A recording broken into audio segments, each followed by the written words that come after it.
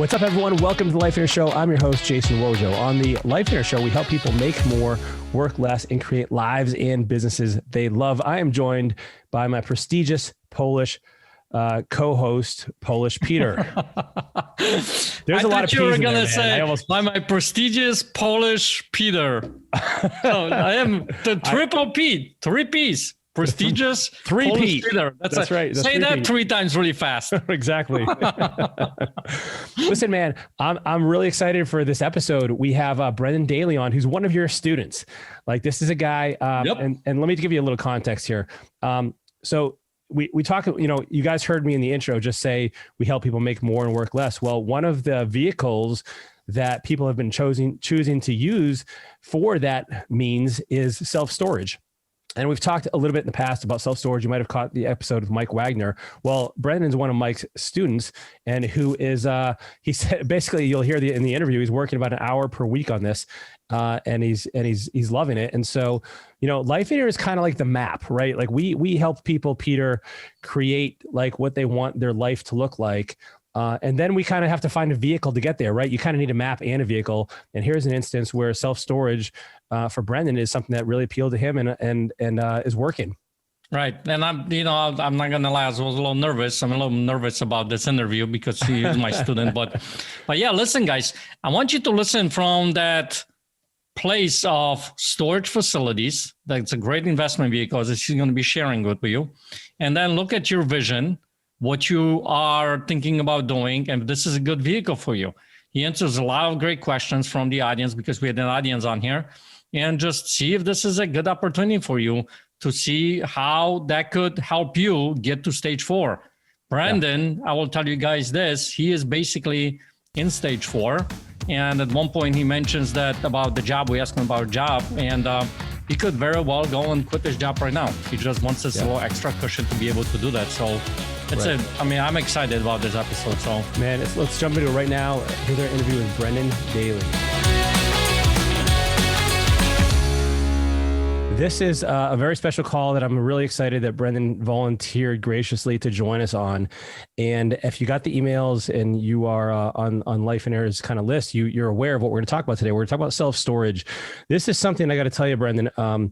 I have been, I know Mike Wagner, Ken, I mean, a lot of people that are doing storage now came from Life Inner, and it's just become this really incredible vehicle for a lot of people. And success stories seem everywhere. You are one that we want to talk with today. And it really is something that I think is conducive for a lot of people, not for everybody, right? There's no investment vehicle for everyone. Life Inner is kind of like the map, and then what you choose to invest in is your vehicle. And so this is a great vehicle for a lot of people, and more people want to know about it. And I see a lot of people that are investors that have come from single family home rentals, from flipping, from new construction, from all these other different investment kind of options. And they all are raving about storage. And I'm like, okay, so we gotta let our people know more about this. We got to find out what the deal is with storage, hear like some of the things that are kind of possible throughout this kind of strategy. And I wanted to speak with you about this, man. So thanks for joining us. Yeah, for sure. Happy to be here. Happy to talk all things storage. Yeah, awesome, man. So, and by the way, is this true that you are Peter's student? Yeah, I've talked to him once or twice. Oh, touchdown! I won't hold that against you. Yeah. We could take this conversation all sorts of different directions. Yeah, well, and what I'm incredibly impressed that you're succeeding as much as you are, and Peter's your coach. That's just amazing. Yeah, there's a lot of overcome our own forms of adversity, but awesome, be careful man. what you say, dude. Be careful what you say. We got a coaching call coming up, so I'm just saying. Yeah, Friday morning, I think. Awesome. Well, hey, dude, who are you? Introduce yourself for the people that aren't familiar with you. Yeah, sure. So Brendan Daly, originally from Rochester, New York. I currently live outside of Philadelphia. Moved there, I don't know, about a year or two ago, as part of, a vision adjustment, wanting to be closer to, some nieces and nephews and stuff like that. As far as investing and stuff goes, so I'm part of, Mike Wagner Storage Rebellion. He is my coach as far as storage goes. It's been a great experience. I did didn't really have any real estate investing experience before, jumping in. I had flipped a condo down in Florida, but kind of realized through that experience that I didn't necessarily want to go, do the flipping game. So, I was looking for more long-term options and, landed on storage. So I guess that's kind of a high level. Happy to jump in, wherever you want to take it. Man, well, I'll tell you, that's actually, I don't hear that a lot, that people went right to storage pretty much from the start. Like, so you clearly had some foresight that a lot of people take a little bit more time to discover on their own. And what was it about storage in particular that kind of appealed to you? Yeah. So I guess, when I was so after I did that flip, that's kind of when I started. I didn't even know about bigger pockets or anything, right? So I started kind of, diving in after, that initial success and, where can I kind of take this? And as I was kind of doing research and stuff, everybody was, not everybody, but a lot of people were like, you can skip residential and just go straight to commercial. So I was kind of drawn to the idea of just going straight into commercial. And then from there, I was really looking heavily at apartments and mobile home parks and some of the advantages there. And storage wasn't on my radar at all, to be honest. But then I actually, I was living in Florida at the time. And then because of Hurricane Irma that hit, I basically had to leave Florida. So I went back up to Rochester, and that's where I met Mike, actually. He was hosting a RIA event that he used to have back then. And, it was like literally in the town next to where I grew up. And, he started telling me about storage and piqued my interest. And, we kind of kept talking over a few months. And then, next thing you know, I said, all right, this is what I'm going to focus on, and jumped, with both feet in the deep end. Was it, so did you sit down and kind of compare? You're like, okay, so here's our different commercial options. We have storage, we have apartments, we have office space, we have retail. Did you do like a thorough analysis, or did you kind of just jump into storage because it sounded appealing? Or did you actually, like, are you someone who kind of looks at all the different angles, or like, how did you make that decision to go there? Yeah, for sure. I mean, I definitely looked at, a lot of different angles and trying to, hone in on an asset class to focus on. So, with storage, it's definitely forgiving, right? I mean, the operating margins are, apartments, you can average maybe 50%, whereas storage, you can be 65, 70%. So that was one of the things, is just the expenses are much lower when you're actually managing the properties. But then, beyond that, a couple things. I mean, if you look at the demographics of a lot of, current storage owners, there's a lot of, older folks who are looking to retire that maybe have not, managed their facility to, optimal 2021 levels, if you will, where they haven't raised rents in 10, 20 years, or, whatever. They're just happy with how it's been, it's worked well for them, but that leaves a lot of upside, for folks to come in and turn around a facility. So, when I saw some of those characteristics, and then, seeing some of the systems that Mike was using to, help manage this stuff. Those are all kind of some of the things that attracted me to go to storage, the storage route, as opposed to apartments or, some of the other areas. Got it. So I heard that, so the profit margins, you mentioned like 65% for storage, and that's lower for a lot of other asset classes. So you're like, okay, this is more profitable. Right. And also you mentioned what it sounds like is like you have identified a strategy with Mike that says basically, hey, are you particularly looking at assets that are underperforming? And so you're like, hey, here's a value add. Here's something that, like, they're like, these owners are like 115 years old. They haven't done anything. It's really his undervalued. main demographic is 115 or older. 115 plus, right? Yeah. That's the list he buys. Like how? Yeah, for sure. I mean, well, that is a lot of people. I mean, to give you an example, a facility I own in Alabama, I mean, there's somebody in town who I've been in discussions with for a while, just kind of trying to befriend him, but he's 93 years old and he goes to the office pretty much every day. Right. So, and he's told me he hasn't raised rates in 20 years and stays full. He's half the price of, what I'm charging. So, so if you're looking at the value, so to go back to your question though, yeah, it's all about, trying to find value add properties. That can look like a couple different things. It could be more kind of distressed where, if 50% plus vacancy. I mean, I've seen places that are 100% vacant. Wow. They exist out there. Yeah. I mean, you drive by them, right? It looks like a storage facility. It's just a bunch of garages in a field, and people they just gave up on it, or it wasn't their primary focus or whatever, they inherited it. But, you're in some of these, especially southern states, the property taxes are so low, like it doesn't really cost them anything to just hold on to it. So they're just sitting there, right? So you'd be surprised. You start driving around, there's vacant facilities. And then, the other side of it is, you can find ones that are essentially 100% full that are charging half the rates of, what other people in the market are. So, you can just double the revenue just from bringing operations up to, the standards of some other, places in the market. So there's a few ways to increase the value of that. It's not just like a one size fits all. You got to be a little bit maybe creative and look at different aspects of underperformance. Yeah, for sure. I mean, the other thing is looking at expenses too, right? So historically, a lot of folks manage these with a full-time employee or a pretty, hefty part-time employee. Now with some of the models you can use with call centers and bringing in like e-commerce, online rentals and stuff like that, you really only need essentially a part-time maintenance, supervisor, boots on the ground, we kind of call them. And they come in maybe an hour or two a week, depending on the size of the facility.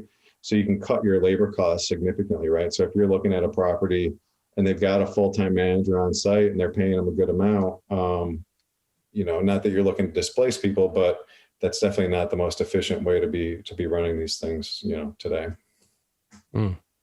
It's fascinating. It sounds like it's a whole lot more hands off than some of the other asset classes you had mentioned previously. Yeah, for sure. I mean, well, just, I live outside of Philadelphia and I own one in Alabama, right? So I've been there. Well, and I'm currently sitting in Florida, so I made it a point to stop when I was driving down. But I've been there twice since I bought it a year ago, for maybe a total of 2 full days while I'm there. I mean, you got to kind of have your stuff kind of lined up and you have help going along the way. But as far as like just keeping eyes on it, you can do that for sure. Again, using the systems that the call center is huge, right? I mean, not taking tenant calls is a huge time saver. And we use a company that they have an all-in-one solution for, they have the e-commerce website you put up there, and then they'll handle all tenant calls or billing, or, we can even ask them to do collections and stuff like that. And, to be honest, like a lot of people don't even necessarily want to call in now, right? People are used to Amazon and stuff like that, so they can rent their unit 24/7 online. And then, they get some automated email and text messages of instructions, move in, move out instructions. So there's plenty of folks that we never even, talk to, and, they put their unit on auto pay and that's it. Man, that sounds really cool. And so, I almost think of storage, and I've heard this said before, it's almost not even a form of real estate investing. It's almost like its own little business. Would you agree with that? Yeah, I think it's kind of a combination of both. So it's valued on, a commercial real estate basis, right? Using a cap rate. But then there are definitely, some business operations that you have that you definitely wouldn't have, for an apartment, tenant or something like that. So, you definitely got to be, you're active in your marketing and stuff like that. So you got to market it like a small business online, investing in the SEO and, paid ads and stuff like that. You have a Facebook profile and stuff. So you definitely have more kind of operational moving parts, but they can all be standardized to a point where, you bring in some folks to help you in certain things. And, it's a system that you create that's can be very much, hands off once it's in place. Yeah, man, that's awesome. So speaking of that, you mentioned cap rate. Can you explain that for the people that are not familiar with that term? Yeah, sure. So, commercial real estate, apartments, offices, self-storage are based on a cap rate. So you can kind of think about how you calculate that with, if you look at how much the property is bringing in, gross rent revenue collections minus your expenses, whether that's, for storage, that's advertising, taxes, insurance, like that kind of stuff. You take those off the gross rents, that gets you to your bottom line NOI, net operating income. And then basically they're valued on a multiple of net income. So if you buy something for, easy math at a 10 cap, that means you're buying it for 10 times the amount of the amount it's bringing in each year. So if you bring in $100,000, for example, and it's a 10 cap, you multiply the 100,000 times 10, it's $1 million property. Typically it's hard to find in this market a 10 cap. Usually they're a little bit lower than that. But that kind of gives you an idea of how it's calculated. Cool. So yeah. So for everyone listening, it's a method of valuation that Brendan, you explained it really, really well. So thanks. So, how many facilities do you have? You mentioned Alabama. Is that your only facility?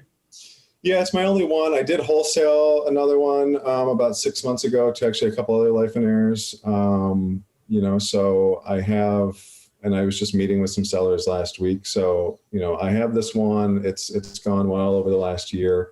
I've put some offers out there. It's kind of, it's competitive right now, especially for stuff that's listed. So, I'm definitely looking for more here, but that's where I'm at right now.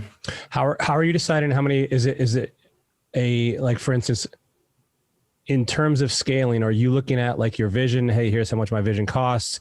Here's the cash flow I need. And now I know how many units I need or how many facilities, or what's that end game look like for you? How are you determining like how big or how small you want to be? Yeah. I mean, I have this conversation with Peter, so it kind of,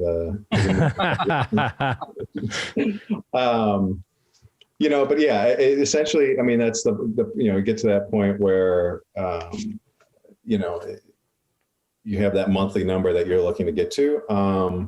And that could happen with, one facility that's large. It could be a couple smaller ones, right? I mean, there's a few ways to skin that cat. So it's not necessarily a number of units or a number of properties. It's just, what a given one could generate. And it also kind of depends on, how you're structuring the deal, whether it's a debt-free deal or if you have some financing on it or whatever, right? Because, your operating expenses are low in storage, but then you have to, factor in if you're doing a JV or something like that, if you're bringing in other investors. So. Gotcha. How did you do the Alabama one? Was that standard financing or traditional or? No. Yeah. So I got a private lender on that. So essentially I came to it with, it was about 15%, if you add in like, just some extra operating reserves and stuff like that, it was roughly about 15%, and then got 85% private loan, just because, with traditional financing, especially in the commercial world, I mean, there are some, prepayment penalties and all this kind of stuff, right? So I prefer to use kind of shorter term financing for the turnaround part of it, raise the value of it, and then either decide to, you could flip it, relatively quickly. I mean, I could sell it now for probably doubling the value of the property. In another 12 to 18 months, I could, raise it again. So, it's kind of a situation where you buy it, and in this instance, you pretty much triple it or maybe more the value of the property in addition to the cash flow that's being generated. So, answer your question, yeah, it was short-term financing to start, and then, I may look to put longer-term financing in place. Yeah. Wow, man. That's really, really cool. So, all right. So you got one facility here. You could grow, could expand for sure to meet whatever needs you have. Yeah. How much time can someone expect to put into a facility? And actually, before you answer that, we got a lot of people on the line, and this is going to be an interactive call, meaning Brendan has said he would gladly take questions. And so if you have a question for him, rather than unmuting you and worry about noise and things like that, I'd rather see if we can do it through chat, and we'll try that first. So, and just any questions you have about the process, about storage, about Brendan's experience, about why Peter's hair is always so shiny, put it in the chat and we can answer your questions here. And so we'll try to bulk them, and we're not going to take, one at a time, but like put them in there and we will get to them. And so we'll try it and see how that works. So I'm sorry. So Brandon, so time that somebody can expect to put in the storage, like any guidelines there. And this is one of the things I've heard is somewhat attractive in comparison to other investment vehicles because it's not quite the same. What does that look like for you? Yeah. So, as far as, and I was just talking to Ken on the phone just before this, we were kind of talking about that a little bit, but as far as, once you have it, you acquire it, and you kind of get the operations turned around let's say after your first, 4 months roughly, once you kind of have it, quote unquote stabilized. My time requirement, I don't know, maybe an hour a week. It's just kind of responding to some things with, customer service with the call center, sending out some, late letters, which, again, you can, depending on, there are ways to make it so that you could be less than 15 minutes a week if you wanted to, right? Like if you bring in, other folks to help you with certain things. So it just depends on how much you want to outsource to others. But in general, I mean, I do a fair amount of the stuff myself, and it's, like I said, an hour, on average a week, probably. Man, that's pretty wild. Yeah, for managing. I mean, obviously, I'm looking for other properties and stuff like that. So, more of the time goes into, looking for properties right now. But, the operations, you can definitely get it, very streamlined very quickly. Gotcha. And I've heard that, like, it's the finding of the deal that necessarily may take a little bit more time than the actual ongoing management, which actually, we have a question here from Jeff. He said, how did you find your first storage facility? Yeah. So this one, I want to say I got lucky because I was looking a lot and frequently, but, this one actually happened to be listed on Crexy, which is it's like a commercial real estate, national MLS. LoopNet is another one, where you can find properties for sale. Typically, especially now, given how the market's kind of hot, they aren't necessarily all deals, but I knew what I was looking for and jumped on this one quick and got it locked up quickly. It was marketed by, I think, an apartment broker who maybe inherited the listing. So it was mismarketed for a while, and then it popped up. So I got a really good deal on this facility. And so that's where I found that one. So you can find them there. Other places you can find them. Even local MLS. I mean, that's one of the areas I try to find is, residential agents who don't necessarily know anything about storage and are just marketing it locally. Like if you can find some of those, those can be good, avenues. And then, obviously, doing direct mail or, cold calling or whatever, going direct to seller is, a method too that I've been focused on lately. Cool, man. And there's actually a couple other questions in here regarding finding listings. So Dana, so Brendan mentioned Crexy, CREXI, LoopNet is the other one you mentioned. And then some of the other places as well, like MLS. So hopefully that answers your question too. Got a question? Oh, that like one of the cool things on LoopNet, because LoopNet is like one of those commercial places.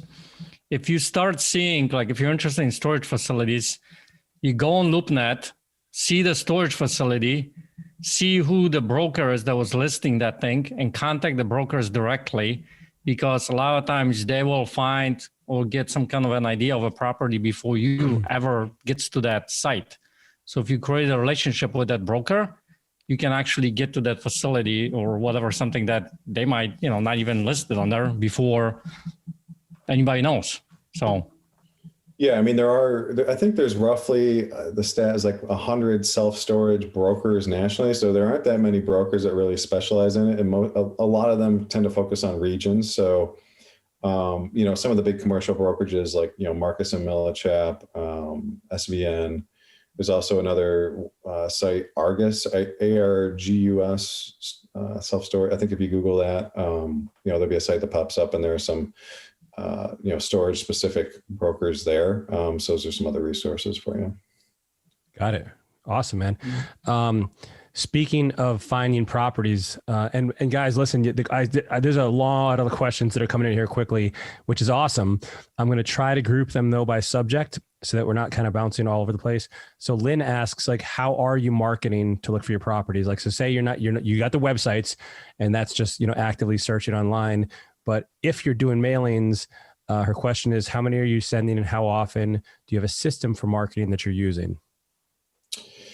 Yeah, I mean, I'd be lying if I said I had a system for marketing. I think, and that's one of the things, right? Like that I think is worth touching on is, and I think, Mike Wagner talks about this too. And it's one of the things that why I kind of wanted to go the commercial route first is this is more of a low volume, high margin type of investing strategy, as opposed to, single family or smaller, duplex, triplex. I mean, you don't need to do a lot of volume to, see a significant return on your investment. So I don't know that you would necessarily need to be, I mean, there are folks out there, especially if they're looking to wholesale a lot, that are, sending out hundreds or thousands of mailers a month. But, it kind of comes down to a personal strategy. Are you going to do it within, a 50-mile radius of your home because you want to be close to it? Or are you open to kind of, going to other areas that you might visit, or you have family to visit, right? So being targeted and kind of where you want to look for properties, I think is important. But yeah, I don't I'm in the process of sending out about 1,000 letters right now, across Alabama and Georgia, because I have the one in Alabama and Georgia's right there. I usually fly into Atlanta, so I can kind of, within a radius there, I'm comfortable doing that. So that's kind of how I'm thinking about my current marketing. But that's, it's kind of personalized. So speaking of location, like you basically, and I when Mike said that about how he kind of chooses locations, you kind of echoed it. It made a lot of sense. Like, hey, I'm either going to find something that's convenient to me, that I live near, or maybe I have family near, or I travel to, or I know he spoke in the past about, hey, I go down to Florida a lot and go to Disney with my kids. And so I found a facility down there. But clearly you've proven that you can run these pretty much from anywhere, and you don't need to be on site.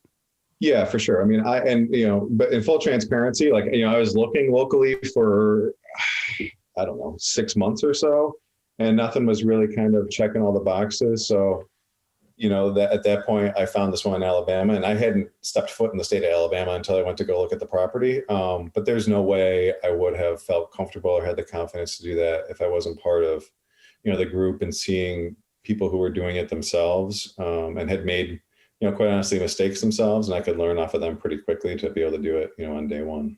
Right, man. I'm with you, man. Like, let's get around other people and see what they're doing and learn from them. Yeah, sure. And that's one of the things with storage, like, especially you mentioned, it's like kind of like a low volume thing. It's not like, you can find single family homes. I'm not going to say pretty easily, but they're much more abundant. The storage facilities, there just aren't quite as many there. Is that discouraging to someone who, there's less facilities out there? It may take longer to get a deal. How do you keep going? Like, how do you not get discouraged, and keep searching? Yeah, for sure. I mean, yeah, so there's roughly 50,000 facilities in the US, I think, which is actually quite a bit. I think it's there's more storage facilities than Starbucks, McDonald's, kind of combined, Subway maybe, I don't know. So that gets thrown around, but of the ones that you're actually looking for, right, the diamonds in the rough that are that true value add or distressed, that are of a decent size too, those can be definitely tough to come by, and it is a long road to kind of get one under contract. I mean, I know of people who have been looking for, over a year, and they've got one under, sometimes they go under contract too, right? And you go through the process and something comes up during due diligence and it doesn't work out. So it is a long process to get one to the finish line. I'm not saying it's impossible at all. I mean, it's definitely not a scarcity mentality, but you do need to be patient. And as far as staying with it, like I said, I was looking for a while. You just kind of see, the impact that it can have on your life, and in many instances, buying storage will help folks get to their vision faster maybe than they would otherwise. So just knowing kind of what the end goal is, and knowing that, other people have done it. They did take the same path. I mean, it's not, overnight riches. It's not winning the lotto. It is a persistent path. But it definitely it is well within, I'd say everybody's on this call's, wheelhouse for sure. Got it. You kind of mentioned some of the criteria that, finding the right deal, not becoming an emotional or a motivated buyer, so sticking to your numbers. And we have a couple of questions related to that. Like, what are some of the things you're looking at in terms of the actual facility itself? We have a question, for instance, is there a number of units or square footage that is ideal? And also somebody else asked, like, what is, well, basically, sorry, we had a question for location. We covered that. Buying criteria and then the storage facility size, like what number of units. That's come up for a couple times. Yeah, like what size is worth looking at? Is there a sweet spot?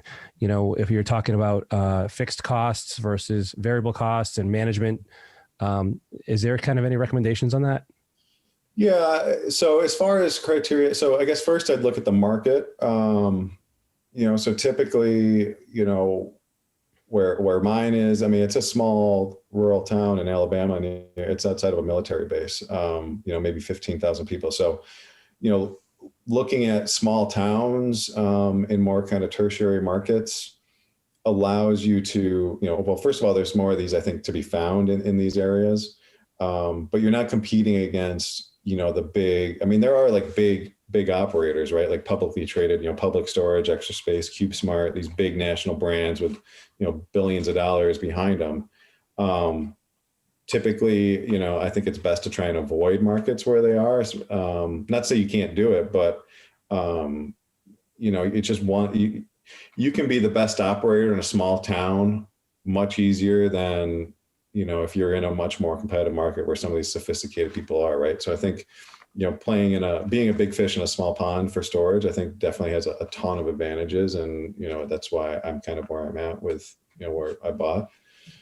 Did you have something, Peter? Yeah, but one thing I heard, I think you said because your storage facility is by the military base, right? So when you're looking for the location, I get the sense that you're looking for a place where there will be congested kind of a number of people. They would probably be using the storage facility, right? I mean, small town is one thing, but actually having like a base on there probably helps with that, right? Is that something? For sure. I mean, and, you know, so the national, as far as like storage utilization goes, I mean, like there's a couple stats. I mean, on average, you know, 10% of the US population at any point is using a storage of one form or another, is one stat you hear thrown around. The other one is, you know, the square foot per person, right? So kind of into the criteria, the national average is roughly, you know, 6 to 7 square feet per person in, you know, within like a 3 or 5 mile radius. So, you know, but that being said, you know, in down south where, you know, there's not as many basements, or if you're in a market where there's, you know, smaller apartments or a lot of mobile homes, that pushes up utilization. The same thing with, you know, military bases. You know, people are constantly coming and going, and you know, that definitely raises the demand for storage as well. So, you know, but criteria number one, I think, is definitely the market. And then once you kind of get something under contract, you try to figure out, you know, what the occupancy is of, you know, some of the other facilities. You know, if half the facilities are 50% full, that can be a red flag. It's not necessarily a deal breaker, but, you know, those are the kind of things you're kind of looking for to see, you know, how you can compete, and you know, what the upside potential opportunity is. Got it. And I think the other question was about size. It's there's a lot of different schools of thought on it. I mean, if it's near, you know, if you're kind of just getting started and, you know, it's in your local town or whatever, you know, I think you could have a 50 unit facility that's, you know, 5,000-6,000 square feet or something like that. You know, if you're going to be traveling and, you know, managing 100% remotely using all the, you know, the systems in place, then I'd say you probably really would want more, you know, 10,000 square feet or more. You know, I know some folks that really wouldn't look at anything less than 20,000 square feet. So it kind of depends on, you know, I guess where you're at in your investing journey. But so it is a little bit personalized, and it kind of depends on where you're, you know, where you're looking. Is the other way to kind of look at that. Mm-hmm. So got it. I have a follow-up question to the criteria. How much, because we're life on Earth, right? So how much did your vision dictate the criteria? That's a good question. For me, I mean, it was more about I guess the longer term impact on the vision, but knowing what I know, it doesn't like getting this one. Taking a step back, like I said, I have never been to Alabama before. So, am I going out of the way to buy this facility? Yes. But with that said, like I am pretty location independent. I have, I travel quite a bit for a variety of, reasons. So it didn't really have a negative impact on my current lifestyle whatsoever. I could definitely manage this, well within what I'm doing, and it only enhances the lifestyle long term. Now, that being said, like if you needed to be home because you have, young kids you're raising, you don't want to be away from them, or, you have a business that requires you to be in person and you can't really leave it. I could definitely see that being, more of a vision kind of restricting issue. Just depending on what your personal circumstances are. Right. The reason why, I get what you're saying. I mean, we have mentioned conversations about that, but what I want the listener to hear is that it's not just the real estate criteria that they should look at. They should also look at the long-term vision, where you want to end up with, because there are so many opportunities under squirrels or whatever, right? And this is a great investment vehicle, but a lot of times people go and jump into some kind of an investment vehicle only to find out years later that they are, like prisoner of it kind of thing, right? And then they don't live the vision. So I just wanted to make sure that they're aware of that kind of thing. Yeah. And I I alluded to it before where I'm, marketing for more in Alabama right now, because that's where I have one. And there are some opportunities that I've seen that I have passed on, because maybe they were too small, or, they were out in Texas, and it's like, all right, well, that's one more location I got to go to. Right. I mean, there are opportunities out there for sure. I know people who own them in multiple different states, and, again, depending on your circumstances, that may or may not align with having to go to multiple states, a year to go just visit a storage facility. Granted, it's maybe 24, 48 hours while you're on the ground, but, if you don't put some kind of barriers on yourself, you could easily be, chasing stuff all over the country if you really wanted to. Right. Okay. Good point, man. So, man, there's a question here from Brad, and I'm curious to this as well. And so a lot of people, you mentioned, start off with small single family homes, and the price tag for that stuff is typically a lot less, right? Like you can pick up a house for 50 grand. You can pick up a house for 100 grand. It's a short-term thing. You can get in and out. What is the fear factor involved in getting into storage? And Brad asks, what are some of the fears you had to overcome to get your first property get started? Because some of these properties, maybe it's because it's a new investment strategy. Maybe it's because now you're looking at 500,000 or more, or whatever. The numbers are bigger. What are some of those things you had to go through? Yeah. So I guess just to kind of, what you're just kind of alluding to there first, just to touch on that. I mean, there are definitely facilities out there that are for sale for under $100,000. Might be small, which is like fun. An outhouse or something. No, I mean, there's one in Alabama that I was looking at that's like, 5,000 square feet, maybe, I don't know, 40 units or something. And it was listed for $99,000. It's sitting there at MLS right now. And it's basically abandoned. So you definitely, I don't want people to think that, it's a multi-million-dollar purchase. It can be, but it doesn't have to be. And the other thing I would say to that is you can buy something small, and if there's land to expand, you can fill up what you got and then, build another building next door or whatever. So there's a lot of ways to kind of, tackle that. But I guess the fears, no question, the fears. Yeah. Yep. So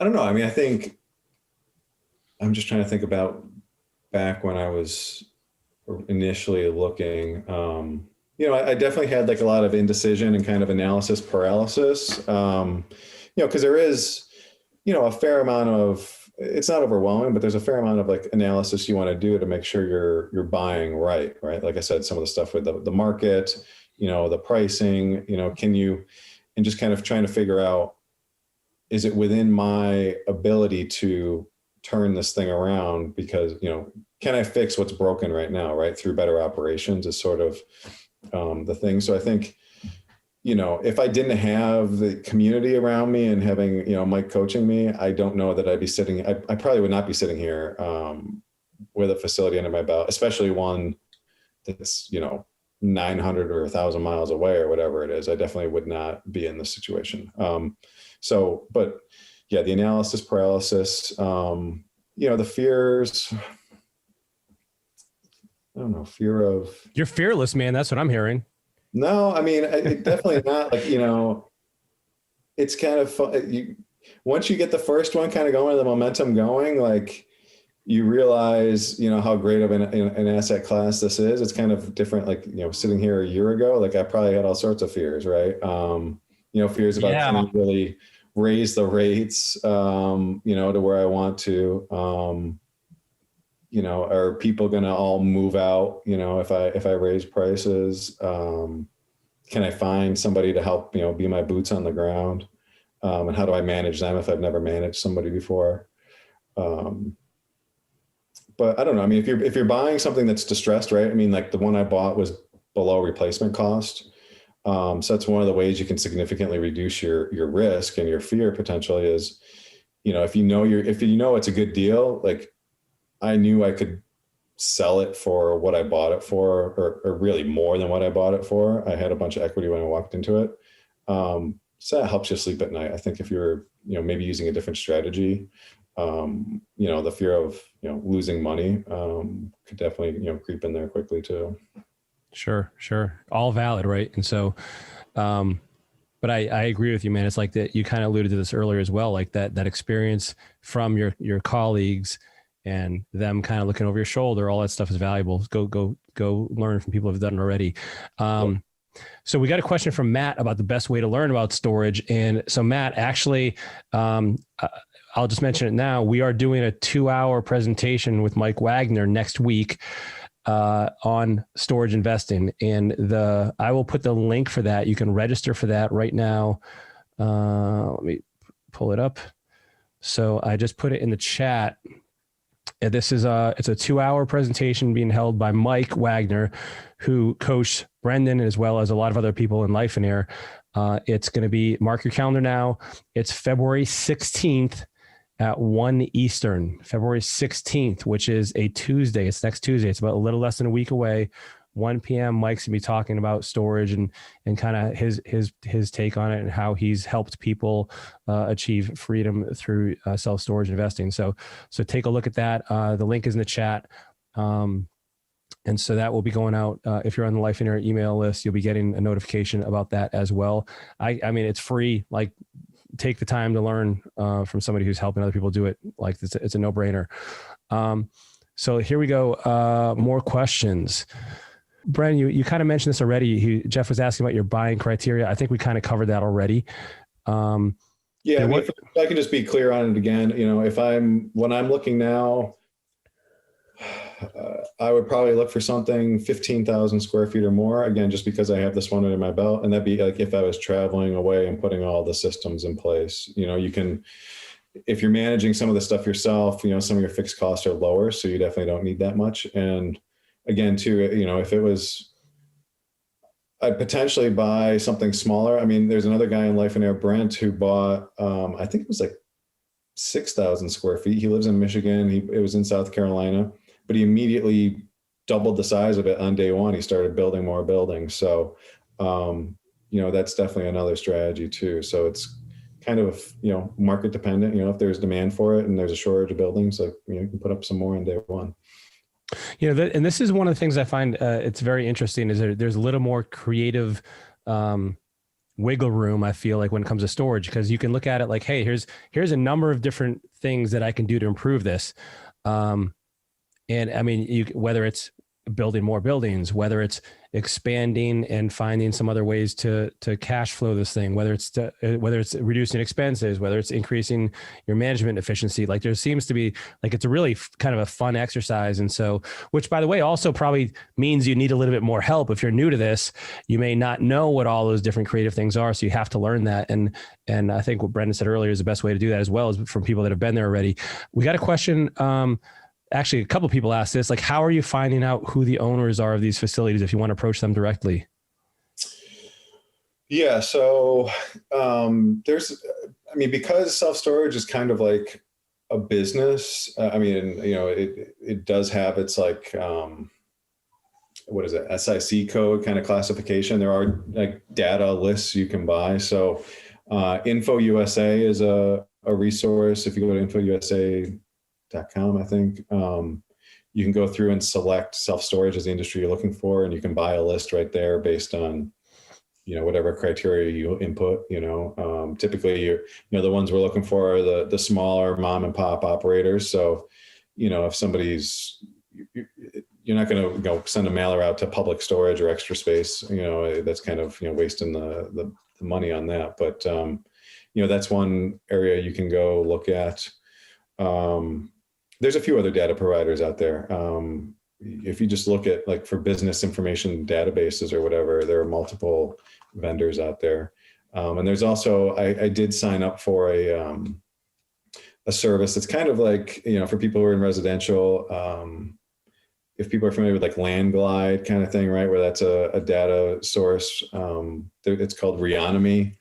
That is a commercial real estate database that that's a little bit more expensive, and it's like an annual fee, like a monthly kind of license thing. But that has a fair amount. But the one thing I would caution everybody about data sources is no one source has 100% accurate information, and no one source has all the listings, right? So, you can kind of just pick one. Info USA is a cheap one to start with. You can send out handwritten letters, or you can get a third-party service to do it and go from there. And there's ones though that I drive by in town that, your best list, just like in residential, is going to be, driving for dollars in an area that and you see one that's abandoned that's not listed on Google, right? Like if you're searching in your local just open up Google right now in your town and type in self-storage, see which ones pop up. If there's one that's not listed there, that's a pretty good one that I'd be going after, right? If they don't have an internet presence, that's definitely suboptimally run. So call them up directly, right? I've been cold calling around in the towns around Alabama that I own in right now. And I tell you, like one's been in probate for 4 years, right? And if I had mailed that person who had passed away, who was the owner on record, I wouldn't have known that, I never would have gotten a response. I never would have found out that was in probate. So now I'm trying to talk to the attorney that's overseeing that. So, my point is start small. If you can start local or a market and just do some manual research and create your own list, I think, that could pay huge dividends. And then from there, you can buy a list to like Info USA or whatever and go after folks like that. That's great, man. You have been cold calling. Good. I have been cold calling. We'll be talking. I'm getting the impression this is a conversation between you two at some point. No, this is I told Peter that I'd call 10 people a day until I get another one under contract, right? So I've been doing it. I've had conversations with folks. I did meet a couple people when I was in Alabama last week. But that was a big fear too, right? Like a fear of calling and rejection and stuff like that. But at the end of the day, like, I was like, all right, I can make 10 phone calls a day. And having gone through the process, like, these folks are nice, right? That's one thing people say about self-storage too, is like, it's a very cordial industry. So, just call people and, have just a conversation. These are folks that are happy to help you. And I've also, gotten other referrals and stuff from other storage owners in town. So, I think that's definitely a viable strategy, and it's definitely, saying it now, like, I was not comfortable at first, right? But I very quickly, overcame that fear and, have no problem calling people now. So. That's great, man. So I know we're running out of time here. So I just wanted to ask, like, so you got into storage. Now, do you have a full-time job? Yeah, I do. I work for a marketing technology company. Okay. Worked there for a while. I've worked from home since well before the pandemic. So, one of the things on my vision is to be, pretty much location independent, which essentially I am. I'm here down in Florida for 6 weeks while it's snowing up in the north. So that's not so bad. Yeah, for sure. And so yeah, I do have a job, and this fits fine with that. So and the reason Well, the reason I ask is like, so is storage for you the end game where it makes you kind of job optional, or do you like what you do and you want to continue doing it, and storage is just extra security financially for you and your family? Like, what is storage doing for you guys, and what is the goal here? Yeah, I mean, I think with this facility, like, I could almost be, have everything. I mean, if I operated, very lean, it could definitely, like, you could basically leave your job in with one facility potentially, depending on what your personal circumstances are.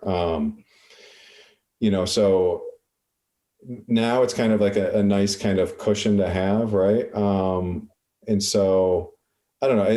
That's the danger, right? Is the goalpost can kind of move pretty quickly. And I know Peter's kind of like thinking, oh, we have something to talk about here, but so I'm dodging a little bit. But it's definitely been the best financial investment I've made, in my life. So, and it has definitely been life-changing. I mean, I don't need to leave my job right now.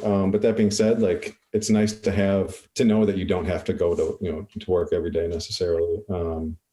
So I guess that's how I view it right now. That's not so bad, man. That's not so bad.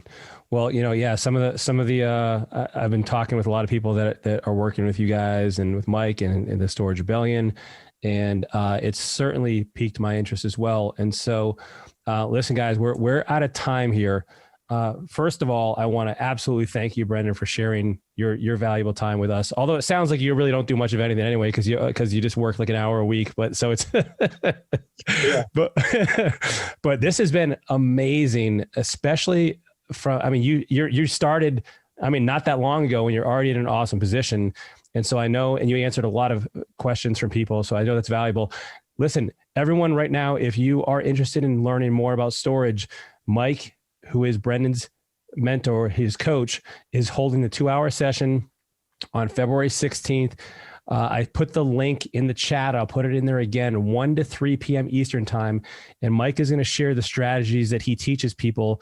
And Brendan alluded to some of these on that call. And so it's free. I would really encourage you to jump on there if this has piqued your interest, if what Brendan is doing in his life and the changes he's made and the freedom he's experiencing appeals to you. Like, is this something, whether you're an investor right now that's thinking of changing your strategies or modifying your approach, or maybe you've never even done a deal before, and this is where maybe you want to start, I'd highly encourage you join us on that training.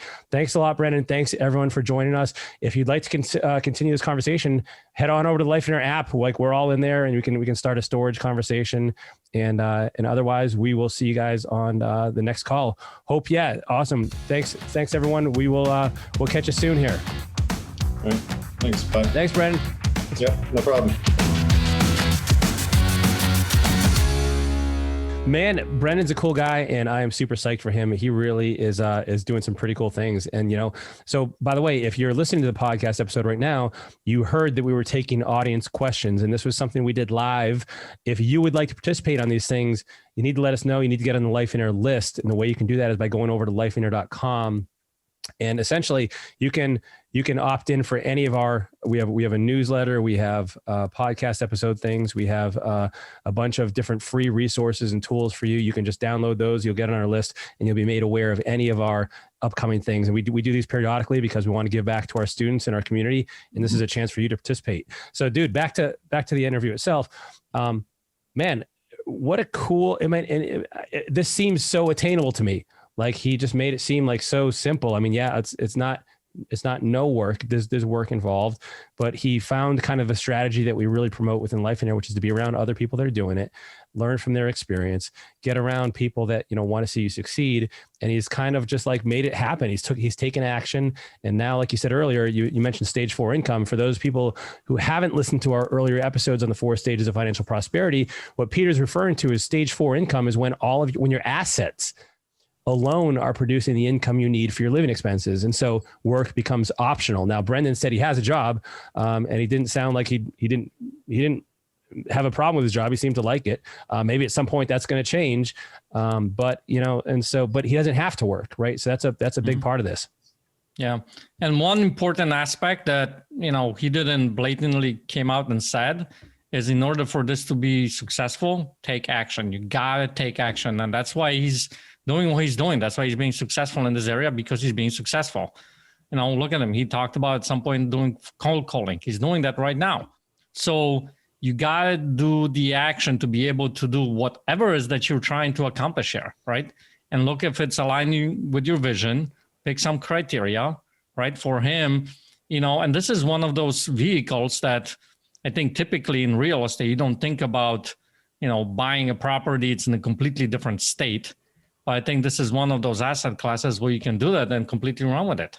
So, which is a cool thing to do, right? A great interview. I think there was a lot of information, a lot of different ideas and resources that he shared on there. I like Brendan is a freaking awesome guy, and he does take action. I will tell you this, he does take action, and that's why you're successful. So go and do that. That's the only thing I can say about this. Right. So, hey, one other thing here is on the podcast interview, you heard us mention this 2-hour training that Mike Wagner is holding for Life and Heirs. And so depending on when you listen to this, that could have passed. It likely has. And so if that's the case, email us at support@lifeandheir.com and say, hey, I'd like to listen to the replay of that. We will record it. We'll make it available to you. And that's just for free. We'll send that to you, and we'll make sure you have access to it. And so we can make sure we get you that information if you'd like to listen to that as well. I hope you've really enjoyed this episode. It was a pleasure interviewing Brendan and hearing all the great questions from our audience. And again, if you want to be part of that audience, in that line to support@lifeandheir.com, let us know that you want to be aware of these kinds of things in the future. We'd be glad to incorporate you and your join part of the family here. Speaking of that, go ahead and join the Life and Heir community in the Life and Heir app. You've heard us mention this in the past. There's great conversations going on every day. People are sharing what they're doing, what they're struggling with, ideas they have. They're giving feedback. It's a really cohesive, safe, fun, positive community of people that are trying to help other people succeed and do the same for themselves. So you can download it for iPhone, for Android, or head over to the desktop version. As always, we greatly appreciate you listening. We are humbled by you spending time with us on the Life and Heir Show. And until next time, get that map, get the revision done, and then find that vehicle to get you there. And stage 4 income and the life you desire and dream about is just steps away. We'll see you next time, everyone.